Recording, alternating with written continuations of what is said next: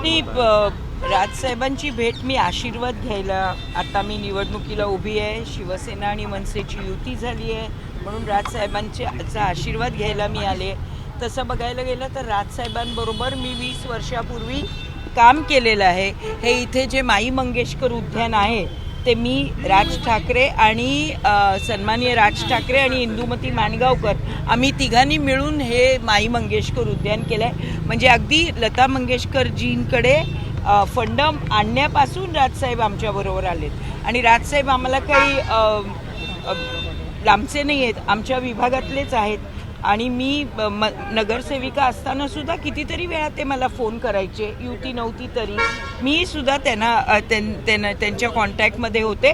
काही म्हणजे कशा करता माती इथे उडते आहे किंवा काय आहे या अशा कामाकरता ते मला कधीतरी फोन करायचे आणि मी सुद्धा कधीतरी त्यांना कामाकरता फोन करायचे. त्यामुळे काही नवीन नाही आहे राजसाहेब आम्हाला, फक्त आज मी त्यांचा आशीर्वाद घ्यायला आले. प्रचाराची रणधुमाळी सुरू आहे, सर्वांचं लक्ष शिवाजी पार्कच्या सभेकडे असणार आहे. परंतु शिंदे सेनेकडून भाजपकडून देखील शिवाजी पार्कवरती अर्ज करण्यात आला आहे, तुमच्याकडून देखील अर्ज करण्यात आला आहे, मनसेकडून देखील अर्ज करण्यात आला आहे. शिवाजी पार्कवरती सभा होणार का राज ठाकरे आणि उद्धव दोन्ही भावांची?